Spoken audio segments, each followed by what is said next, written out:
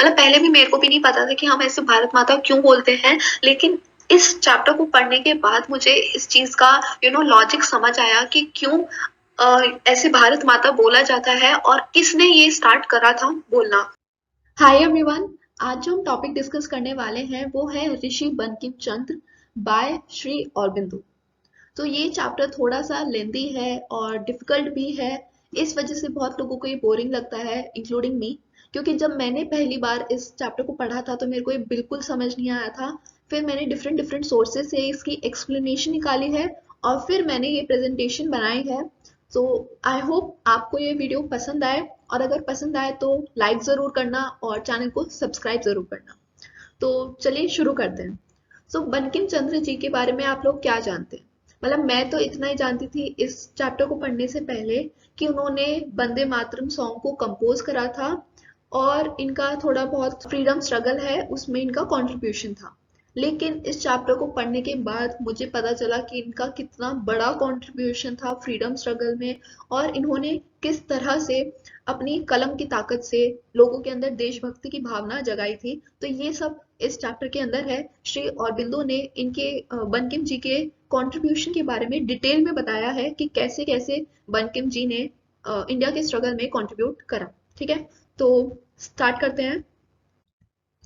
मैंने इस पूरे चैप्टर को पैराग्राफ्स में डिवाइड कर दिया है जिससे समझने में आसानी हो, और मैं पैराग्राफ वाइज पूरा आपको एक्सप्लेन करूंगी। ठीक है, so there are many who, lamenting the bygone glories of this great and ancient nation, speak as if the rishis of old, the inspired creators of thought and civilization, were a miracle of our heroic age, not to be repeated among degenerated men and in a distressful present.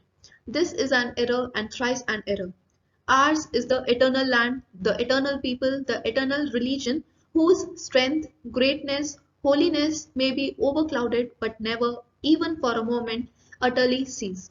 The hero, the rishi, the saint are the natural fruit of our Indian soil, and there has been no age in which they have not been born. Among the rishis of the later age, we have at last realized that we must include the name of the man who gave us the reviving mantra which is creating a new India, the mantra Bande Matram. तो यहाँ पे starting की lines में इन्होंने ये बताया है कि ऐसे बहुत सारे लोग हैं जो इस महान व्यक्ति के लिए अभी तक उनके मतलब डेथ के बाद अभी तक उनके लिए दुख मना रहे हैं। ठीक है, फिर यहाँ पे इन्होंने बताया है कि इंडिया जो है कितनी ग्रेट कंट्री है, क्योंकि जो ऋषिज हैं, हीरोज हैं, सेंट हैं, वो हमारे इंडियन सॉइल के नेचुरल फ्रूट्स हैं। मतलब कि हमारी जो इंडियन सॉइल है उसके अंदर इतनी ज्यादा स्ट्रेंथ है, इतनी ज्यादा शक्ति है कि वो इतने महान व्यक्ति को जन्म देती है। वो आपने गाना तो सुना ही होगा कि मेरे देश की धरती सोना उगले उगले हीरे मोती, है ना? तो वही चीज है यहाँ पे कि हमारे देश की मिट्टी में इतनी ज्यादा स्ट्रेंथ है और वो इतनी अच्छी है, इतनी ग्रेट है कि वो ऐसे महान व्यक्ति को जन्म देती रहती है। यहाँ पे महान व्यक्ति, किस महान व्यक्ति के बारे में बात हो रही है? तो वो हो रही है बंकिम जी के बारे में, है ना? कि जो हमारे देश की, हमारे जो वतन की मिट्टी है वो इतनी बड़ी है, इतनी अच्छी है कि वो हमेशा जन्म देती रही है इतने बड़े लोगों को और देती रहेगी। ठीक है, ऐसा कोई भी टाइम नहीं है जब हमारी धरती माँ ने इतने अच्छे लोगों को, इतने बड़े लोगों को जन्म ना दिया हो। Among the rishis of the later age, we have at last realized that we must include the name of the man who gave us the reviving mantra which is creating a new India, the mantra Bande Matram. अब इन्होंने बोला है कि हमारे जो country है उसमें बहुत सारे ऋषिज और हीरोज रहे हैं। उनमें से हमने बाद में देखा कि हमें लेटर एज के, मतलब जैसे एज होता है ना, एक अर्ली एज होती है, एक लेटर एज, तो लेटर एज के आज के टाइम के जो ऋषि हैं वो है बंकिम जी। उनका नाम भी ऋषियों में इंक्लूड होना चाहिए, क्योंकि इन्होंने हमें एक रिवाइविंग मंत्र दिया जिसने इंडिया को एक नई पहचान दी, एक नया मतलब इंडिया को एक तरह से नया जन्म दिया है। इस मंत्र ने, वंदे मातरम मंत्र जो है, इसने एक इंडिया को नया जन्म दिया। इस वजह से जो है ये बहुत ही महान है बंकिम चंद्र जी, और इस वजह से इनकी गिनती जो है वो ऋषियों में होनी चाहिए। तो इस टेक्स्ट में मतलब इस पैराग्राफ में यही था। Now the rishi is different from the saint. तो अब औरबिंदो जी हमें बता रहे हैं कि एक ऋषि जो है वो सेंट से अलग होता है। His life may not have been distinguished by superior holiness nor his great character by ideal beauty. He is not great by what he was himself but by what he has expressed. अब जो बंकिम चंद्र जी हैं वो इस वजह से महान नहीं है क्योंकि उनकी पर्सनालिटी अच्छी है या वो खुद अच्छे हैं, लेकिन वो इस वजह से महान है क्योंकि उन्होंने अपने आप को जिस तरह से एक्सप्रेस करा है, अपने आइडियाज जिस तरह से एक्सप्रेस करे हैं, इन्होंने जो आइडिया हमें दिए हैं अपनी राइटिंग्स के थ्रू, इन्होंने जो हमें मैसेज पहुंचाने की कोशिश करी है, उस वजह से ये महान है। A great and vivifying message had to be given to a nation or to humanity, and God has chosen this mouth on which to reshape the words of the message. A momentous vision had to be revealed, and it is His eyes which the Almighty first unseals. The message which has received, the vision which has been worshipped to Him, He declares to the world with all the strength that is in Him, and in one supreme moment of inspiration expresses it in words which have merely to be uttered to stir men's inmost natures, clarify their minds, seize their hearts, and impel them to things which would have been impossible to them in their ordinary moments. Those words are the mantra which has been born to reveal, and of that mantra he is the seer. अब यहाँ पे इन्होंने बताया है कि जो ऋषि होता है वो सेंट से डिफरेंट होता है, लेकिन ऋषि होता कौन है? एक ऋषि उसे कहा जाता है, rishi is a person who is a seer. Last line में वर्ड लिखा है ना, सियर। तो एक सियर होता है ऋषि। अब ये सियर क्या होता है? सियर एक ऐसा पर्सन होता है जिसे भगवान खुद भेजते हैं अपना मैसेज डिलीवर करने के लिए। मतलब भगवान को अगर हमसे कुछ कहना है तो वो अपना मैसेज जो है वो एक पर्सन के थ्रू कहलवाएंगे। ठीक है, तो वो पर्सन होता है सियर जो भगवान का मैसेज हमारे पास डिलीवर करेगा। ठीक है, तो यहाँ पे औरबिंदो ने बताया है कि वो सियर यहाँ पे बंकिम जी है। मतलब भगवान ने बंकिम जी को अपना मैसेज डिलीवर करने के लिए, ह्यूमैनिटी को हम लोगों तक पहुंचाने के लिए बंकिम जी को चूज करा है भगवान ने, और अपना मैसेज देने के लिए। और अब वो मैसेज क्या है जो भगवान हमारे तक पहुंचाना चाहते हैं? वो मैसेज ये है कि हम अपनी पूरी ताकत के साथ, हम अपनी पूरी स्ट्रेंथ के साथ हमें ब्रिटिशर्स के अगेंस्ट लड़ना चाहिए। ठीक है, ये मैसेज था जो गॉड हमें पहुंचाना चाहते थे। किसके थ्रू? बंकिम चंद्र जी के थ्रू। और वो मैसेज कैसे पहुंचाया? उस मंत्र के द्वारा, वंदे मातरम के द्वारा। ठीक है, अब नेक्स्ट है व्हाट। अब यहाँ पे औरबिंदो जी ने क्वेश्चन के फॉर्म में पुट करा है, what is it for which we worship the name of Bankim today? What was his message to us, or what the vision which he saw and has helped us to see? अब यहाँ पे बोल रहे हैं कि ऐसा क्या काम करा था, ऐसा कौन सा महान काम करा था बंकिम जी ने कि हम उन्हें आज भी पूजते हैं, उन्हें हम आज भी याद करते हैं। और ऐसा कौन सा मैसेज था जो उन्होंने हमें दिया, और ऐसा कौन सा विजन था जो उन्होंने पहले खुद देखा और फिर बाद में उन्होंने हमें भी दिखाने में हेल्प करी। तो अब उसी चीज का यहाँ पे वो आंसर दे रहे हैं खुद ही। He was a great poet, a master of beautiful language and a creator of fair and gracious dream figures in the world of imagination, but it is not as a poet, stylist or novelist that Bengal does not honor him today. It is probable that the literary critic of the future will reckon Kapil Kundala, Bishabriksha and Krishna Kantar will as his artistic masterpieces, and speak with qualified praise of Devi Chadurani, Anandmat, Krishna Charitra, or Bharmatva. Yet it is the Bankim of these later works and not the Bankim of the great creative masterpieces who will rank among the makers of modern India. The earlier Bankim was only a poet and stylist, the later Bankim was a seer and a nation builder. तो यहाँ पे उन्होंने ये बताया है कि जो बंकिम जी थे वो इतने महान पोएट थे, वो इतने सुंदर तरीके से मैसेज अपना कन्वे करते थे, अपने आइडियाज इतने सुंदर तरीके से एक्सप्रेस करते थे कि हर किसी को वो पढ़ने का मन करता था और हर कोई उसको इंटरेस्ट लेके पढ़ता था। ठीक है, लेकिन जिस वजह से वो इतने फेमस हुए हैं और जिस वजह से बंगाल उन्हें आज भी इतना सम्मान देता है, वो ये नहीं था कि वो इतने अच्छे पोएट थे, वो ये था कि वो इतने अच्छे एक पॉलिटिकल लीडर थे। कि उन्होंने एक देशभक्ति की भावना जगाई थी लोगों में।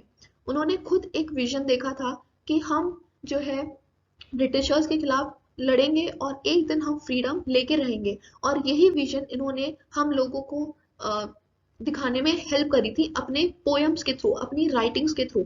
ठीक है, उन्होंने ये जो ये लेटर वर्क्स है ना इनके, ये देवी चतुरानी, अनंतमठ, कृष्णचरित, इन वर्क्स की वजह से वो फेमस हैं बंकिम जी। ठीक है, तो इन्होंने यहाँ पे ये बताया है कि जो पहले वाला बंकिम था, मतलब जैसे वो पहले सिर्फ एक पोएट होते थे, लेकिन बाद में वो जो है वो एक पॉलिटिकल लीडर भी बन गए थे, और वो एक सियर थे और नेशन बिल्डर थे। मतलब उन्होंने अपनी फ्रीडम स्ट्रगल में पूरा पूरा कंट्रीब्यूशन दिया था। और दिया कैसे था, अपने पोएट के थ्रू, अपनी पोएट्री के थ्रू ही इन्होंने कंट्रीब्यूशन दिया था। वो बोलते हैं ना, pen is mightier than sword. तो उन्होंने अपनी राइटिंग्स के थ्रू ही लोगों में इतनी ज्यादा देशभक्ति की भावना जगा दी थी कि लोग उससे इतने ज्यादा इंस्पायर हो गए थे और उससे इतने ज्यादा मोटिवेट हो गए थे। जो अनंत मत है वो बहुत ही फेमस वर्क है इनका, और इसी अनंत मत के अंदर जो वंदे मातरम सॉन्ग है वो इसी अनंत मत में इन्होंने लिखा है। ठीक है। अम, हाँ, तो यही बताना चाहते हैं कि वो दो रीजन की वजह से फेमस थे। एक तो इस वजह से क्योंकि वो एक पोएट थे, दूसरा इस वजह से कि उन्होंने फ्रीडम लेने में, ब्रिटिशर्स से फ्रीडम लेने में बहुत ही अच्छे से हेल्प करी थी अपनी पोएट्री के थ्रू ही। ठीक है, और उस टाइम वो एक नेशन बिल्डर बन गए थे और वो सियर थे, क्योंकि भगवान का मैसेज वही हम लोगों तक कन्वे कर रहे थे, है ना। अब ये बहुत ही लेंथी पैराग्राफ है, मैं इस पूरे पैराग्राफ की रीडिंग नहीं करूंगी। मैं सिर्फ आपको पूरा ऐसे ही एक्सप्लेनेशन बता दूंगी, क्योंकि अगर मैं रीडिंग करने लग जाऊंगी तो बहुत ही ज़्यादा लेंथी वीडियो हो जाएगी। ठीक है, तो इस पैराग्राफ में बेसिकली है क्या, तो औरबिंदो जी ने हमें ये बताया है बंकिम जी की एक और बहुत बड़ी अचीवमेंट के बारे में बताया है। और वो अचीवमेंट क्या है, वो अचीवमेंट ये है कि बंकिम जी ने बंगाल के लोगों के लिए उनकी जो बंगाली लैंग्वेज है वो आसान करने की कोशिश करी थी। क्योंकि बंकिम जी अपनी सारी जो भी पोएम्स हैं, जो भी राइटिंग है, वो सब बंगाली में लिखते थे। लेकिन वो बंगाली जो लिखते थे वो थोड़ी, वो अपनी तरफ से उसको मॉडिफाई करते थे उस लैंग्वेज को। उन्होंने उस लैंग्वेज को सिंप्लीफाई करके लिखा हुआ है। प्योर बंगाली में उन्होंने नहीं लिखा, उन्होंने उस लैंग्वेज को थोड़ा सा सिंप्लीफाई करके अपनी राइटिंग्स में लिखा, जिससे जो कॉमन पीपल है उन तक वो उस चीज को समझ पाए, उन्होंने क्या लिखा हुआ है वो उस चीज को समझ पाए, और उन जो वो मैसेज देना चाहते हैं वो हर कोई पढ़ पाए। इस वजह से उन्होंने बंगाली को सिंप्लीफाई करके अपनी राइटिंग्स में लिखा था। इस वजह से जो क्रिटिक्स थे, बाकी क्रिटिक्स थे, उनको बहुत गुस्सा आया इस बात को लेके।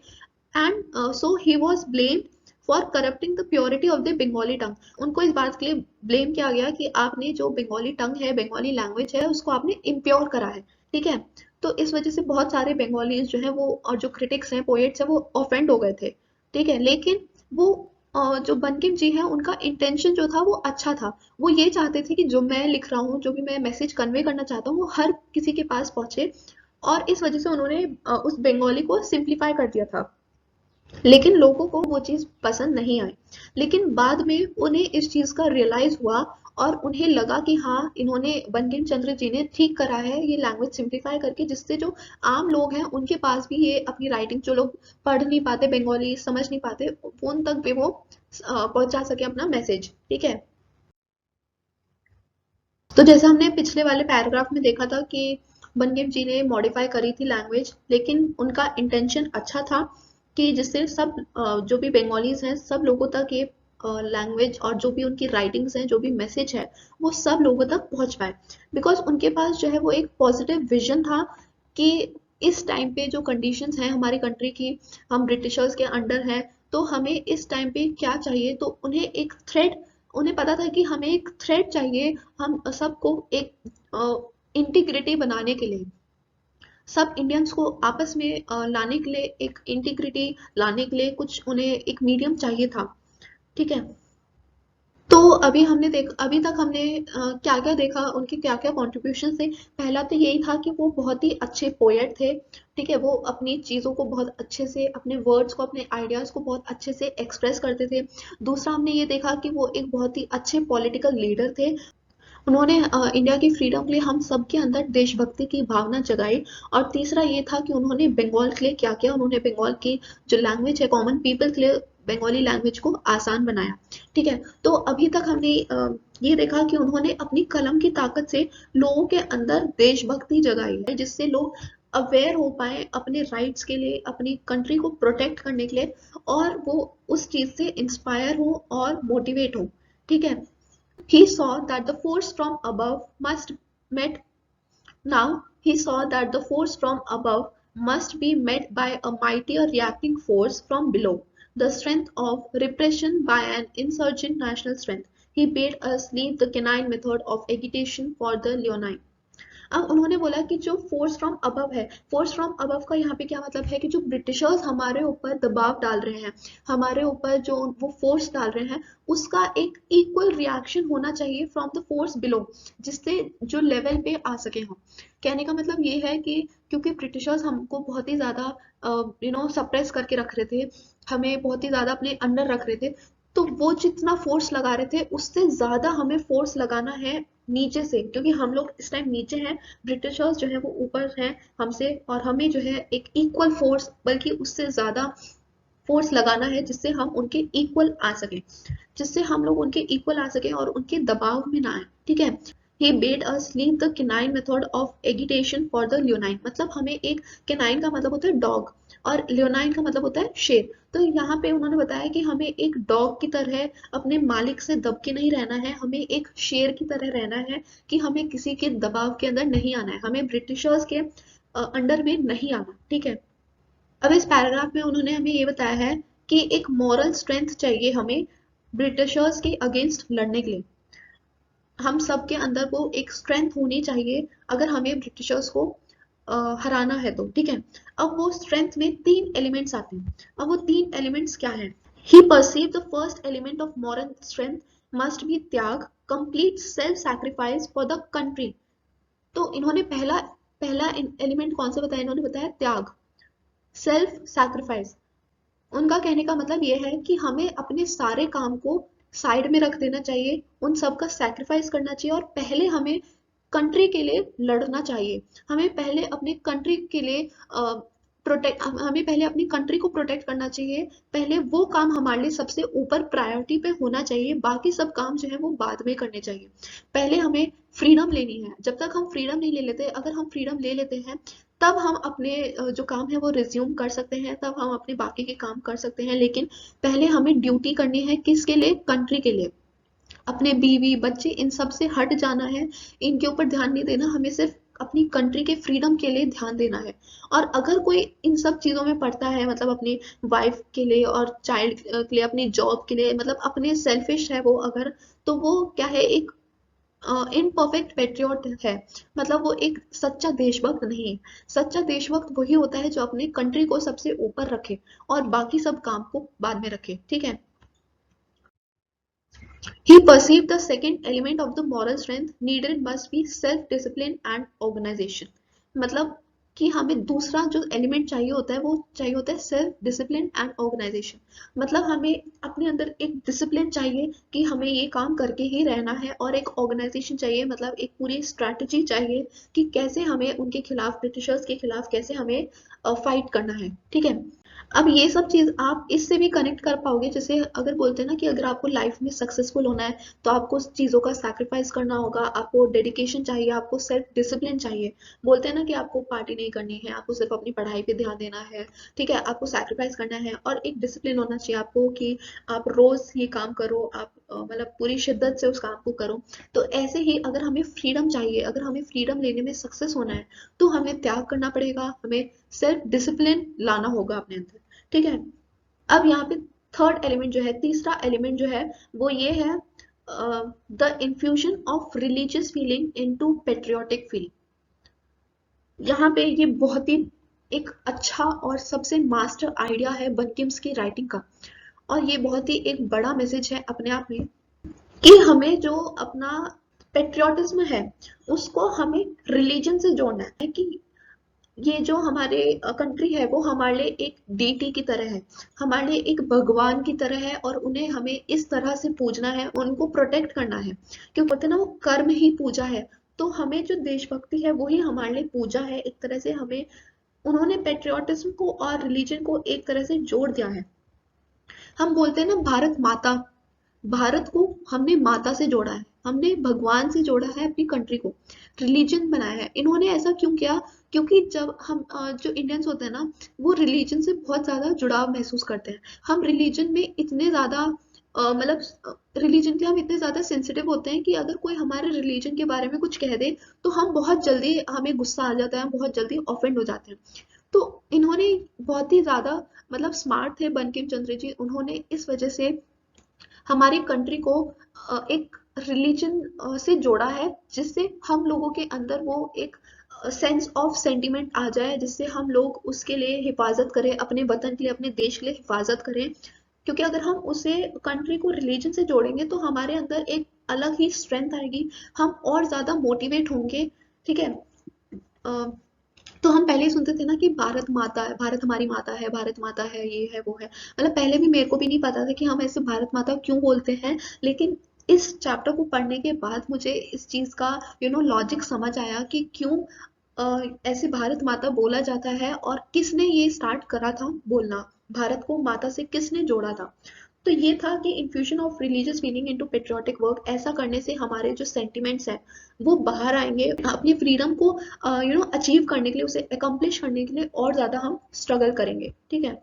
तो ये बहुत ही एक तरह से बड़ी अचीवमेंट थी और उनकी बहुत ही बड़ी ये महानता थी बंकिम चंद्र जी की, कि उन्होंने इसको, कंट्री को एक रिलीजन से जोड़ा, एक उन्हें, जिससे हम उन्हें पूजें और जिससे हम, जैसे हम अपने भगवान को पूजते हैं और अपने भगवान को प्रोटेक्ट करते हैं, ऐसे ही भगवान में विश्वास रखते हैं, ऐसे ही हम अपनी कंट्री में विश्वास रखें, अपनी कंट्री को प्रोटेक्ट करें और किसी और हम किसी और को उस पर कब्जा ना करने दें।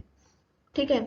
तो इस वजह से जो लोग हैं उनके अंदर बहुत ज्यादा स्ट्रेंथ आई थी, बहुत ज्यादा वो लोग इंस्पायर हुए थे सिर्फ इसी वजह से कि इन्होंने रिलीजन और कंट्री को जोड़ दिया था। ठीक है। The third and supreme service of Bankim to his nation was that he gave us the vision of our mother, मतलब वही कि हम अपनी कंट्री को हम एक माता से, अपने भगवान से जोड़ें, एक भारत माता को हम जैसे बोलते हैं ना, भारत हमारी माता है। The bare intellectual idea of the motherland is not in itself a great driving force. The mere recognition of the desirability of freedom is not an inspiring motive. There are few Indians at present, whether loyalist, moderate, or nationalist, in their political views who do not recognize that the country has claims on them, or that freedom in the abstract is a desirable thing. But most of us, when it is a question between the claims of the country and other claims, do not in practice prefer the service of the country. And while many may have the wish to see freedom accomplished, few have the will to accomplish it. इस paragraph में इन्होंने ये बताया है कि जो Indians हैं वो बहुत सारे ऐसे इंडियंस हैं जो सिर्फ ये चाहते हैं कि हम फ्रीडम एकम्प्लिश कर लें, लेकिन वो उस चीज में अपना कुछ योगदान नहीं देना चाहते, अपनी तरफ से उसमें वो कंट्रीब्यूट नहीं करना चाहते, वो सिर्फ ऐसे बैठ के चाहते हैं कि हमें फ्रीडम मिल जाए, लेकिन कंट्रीब्यूट नहीं करना चाहते। लेकिन वहीं पे कुछ ऐसे लोग हैं जो अपने पूरी शिद्दत से और पूरे अपने विल से कंट्रीब्यूशन दे रहे हैं इंडिया की फ्रीडम के लिए। ठीक है। इन्होंने ये भी बताया है कि जो फ्रीडम वर्ड है वो एक तरह से एब्स्ट्रैक्ट चीज है, मतलब आप उस चीज को, फ्रीडम को आप छू नहीं सकते हो, लेकिन आप फ्रीडम को महसूस कर सकते हो, आप आजादी को महसूस कर सकते हो कि हाँ आप किसी के अंडर नहीं हो, आप ब्रिटिशर्स के अगर अंडर हो तो आपको फ्रीडम नहीं है ना, आपको बंधक महसूस होती है।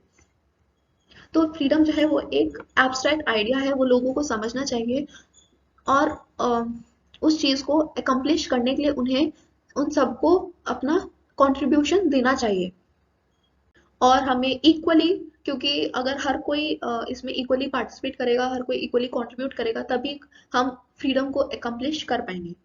To some men, it is given to have that vision and reveal it to others. It was 32 years ago that Bankim wrote his great song and few listened, but in a sudden moment, somebody sang Vande Mataram. अब इसमें इन्होंने ये बताया है कि पहले जब पहली बार इस सॉन्ग को गाया गया था तब बहुत ही कम लोगों ने इसे सुना था और लोगों ने इतना मतलब इस चीज को इम्पोर्टेंस नहीं दी थी, इस चीज को अटेंशन नहीं दिया था। लेकिन बाद में कुछ टाइम बाद इस सॉन्ग को बहुत ज्यादा अटेंशन मिली और इस सॉन्ग से बहुत ज्यादा लोग मोटिवेट हुए। अच्छा, आप लोगों को पता है कि ये सॉन्ग पहले किसने गाया था? तो इस सॉन्ग को पहले, सबसे पहले रविंद्रनाथ टैगोर जी ने गाया था जब इंडियन नेशनल कांग्रेस का सेशन चल रहा था तब उन्होंने इसको गाया था, और फिर लोगों के अंदर एकदम से इतनी ज़्यादा पेट्रियोटिज्म की फीलिंग आ गई थी, देशभक्ति की भावना आ गई थी उन लोगों के अंदर कि वो इंस्पायर हो गए थे उससे, और बहुत ही ज़्यादा वो अपने अंदर स्ट्रेंथ महसूस कर रहे थे देश के लिए लड़ने के लिए। The mantra had been given, and in a single day, a whole people had been converted to the religion of patriotism. The mother had revealed herself. Once that vision has come to people, there can be no rest, nor peace, no farther slumber offered. A great nation which has had that vision can never bend its neck in subjection to the yoke of a conqueror. कहने का मतलब ये है कि जब से लोगों ने उस सॉन्ग को सुना तब से उनके अंदर एक पेट्रियोटिज्म का रिलीजन आ गया, मतलब देशभक्ति को भी उन्होंने, देशभक्ति की भी उनके अंदर एक भावना आ गई। और यहाँ पे लिखा है लास्ट 2 लाइन्स में कि अगर किसी नेशन में ये भावना आ जाती है, ये विजन आ जाता है इस कंट्री को एक अपने रिलीजन से जोड़ने का, तब उस कंट्री को किसी के सामने अपनी गर्दन झुकाने की जरूरत नहीं पड़ेगी। जब उस कंट्री के लोग समझ जाएंगे कि ये जो कंट्री है वो हमारे एक भगवान की तरह है, हमारे रिलीजन की तरह है, तब उस कंट्री को कोई नहीं हरा सकता और उस कंट्री को किसी के सामने कभी भी झुकने की जरूरत नहीं पड़ेगी। So here ends our chapter. तो ये थोड़ा सा लेंदी हो गया था चैप्टर। तो इस पूरे चैप्टर में हमने क्या देखा कि जो बंकिम चंद्र जी थे उन्होंने अपनी कलम की ताकत से फ्रीडम स्ट्रगल, जैसे महात्मा गांधी थे उन्होंने तो फिजिकल कंट्रीब्यूशन दिया था, उन्होंने दांडी मार्च में पार्टिसिपेट करा था, उन्होंने सॉल्ट सत्याग्रह किया था, है ना, ये सब चीजें उन्होंने फिजिकली करा था। लेकिन बंकिम चंद्र जी ने अपनी पेन से, अपने कलम की ताकत से लोगों के अंदर देशभक्ति की भावना जगाई और उन लोगों को मोटिवेट करा फ्रीडम लेने के लिए, ठीक है। और उन्होंने कंट्रीब्यूशन दिए अपने, और वो एक महान पोएट थे, लेकिन वो उस वजह से इतने महान नहीं थे, वो इस वजह से महान थे जो उन्होंने लोगों के अंदर देशभक्ति की भावना जगाई, इस वजह से वो ज्यादा महान थे। और इन्होंने कंट्री को मतलब रिलीजन से जोड़ा, तो ये बहुत ही बड़ा अचीवमेंट था। और बंगालीज के लिए जो इन्होंने कंट्रीब्यूट करा वो भी इनका बहुत ही बड़ा कंट्रीब्यूशन था। तो देखा आप लोगों ने, आपको कितनी सारी चीजें पता चली है बंकिम चंद्र जी के बारे में कि वो कितने महान व्यक्ति थे और किस वजह से उनका नाम ऋषियों में गिना गया है और किस वजह से उनके नाम के आगे टाइटल आया है ऋषि बंकिम चंद्र, है ना। So this Rishi is justified in front of their name. तो उन्होंने इतने महान काम करे हैं मॉरल स्ट्रेंथ के, उन्होंने 3 एलिमेंट्स बताए। और हमें ये भी पता चला कि भारत माता किसने स्टार्ट करा था, मतलब मेरे को तो ये बहुत ही ज्यादा इंटरेस्टिंग लगा। मुझे ये फैक्ट मेरे को इस चैप्टर से पता चला कि भारत माता इन्होंने बोलना स्टार्ट करा था, इस वजह से मेरे को ये चैप्टर बहुत ज्यादा इंटरेस्टिंग लगा। आपको कमेंट सेक्शन में आप बताना आपको ये सारे कंट्रीब्यूशन पता थे या नहीं पता थे।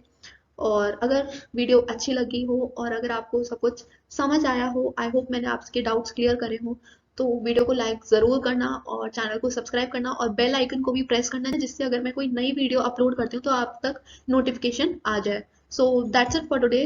So thank you for watching.